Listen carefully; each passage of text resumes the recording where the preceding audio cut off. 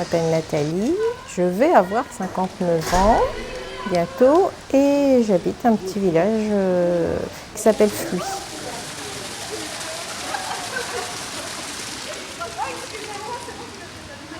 Je suis passée du milieu bancaire au milieu de l'animation et maintenant je suis vers la fin de mon activité, je fais du télétravail. Donc maintenant je peux organiser mon emploi du temps comme je le souhaite, ce qui me permet de venir à la piscine. Quand on arrive, on a toujours un sourire de la personne qui est à l'accueil. Ça compte énormément. Dans cette piscine, déjà, je trouve qu'il y a une ambiance chaleureuse et conviviale. Et ça, c'est essentiel. L'agencement des lieux communs est très intéressant. C'est toujours un lieu où on va rencontrer quelqu'un qu'on connaît aussi. Alors après, les bienfaits des cours d'aquagym, on les connaît. C'est-à-dire qu'on se fait pas mal. Parce que moi, j'avais commencé à recourir à 52 ans et je me suis fait tendinite sur tendinite parce que c'est trop dur. J'ai un petit-fils, bon, il a 3 mois, il habite en Lorraine, mais dès qu'il viendra en vacances ici, il fréquentera cette piscine, j'en suis persuadée. Ici, ça va être difficile de se faire des amis, mais une fois qu'on est amis, c'est à vie. Aucune relation n'est superficielle. Je m'approche de plus en plus vers la retraite, mais c'est une période que je prépare, et mon mari aussi.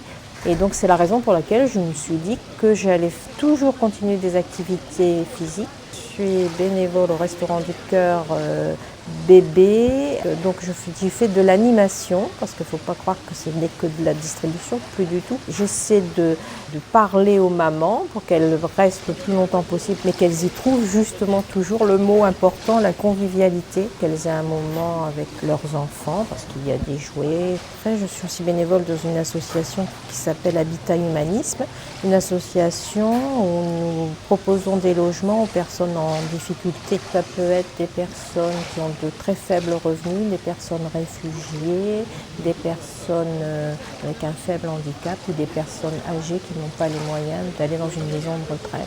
Et les personnes que nous hébergeons ont fait le 115 à un moment donné de leur vie parce qu'elles étaient en détresse. Et ce qu'il y a beaucoup en milieu rural, c'est la solitude. On ne fait plus attention à soi, on ne se nourrit plus bien. Et dans notre association, on travaille beaucoup aussi avec les médecins. C'est les médecins qui détectent ça, en définitive. Mes parents ont toujours m'ont inculqué le fait qu'il fallait aider l'autre. Et puis que si nous, on a un peu plus, eh ben, on doit le partager. De toute façon, il y a des situations que je ne pouvais même pas imaginer.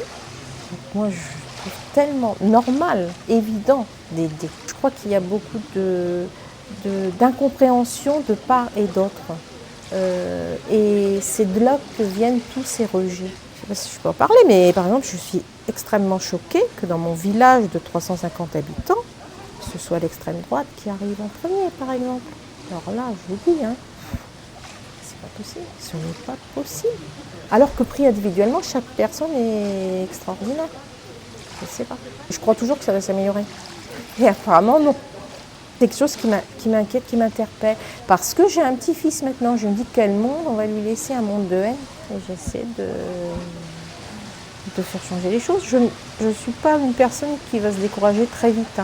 J'ai déjà entendu, mais à quoi ça sert ce que tu fais, c'est rien du tout. Mais ce n'est pas vrai. Je me dis qu'une petite goutte d'eau peut tout changer.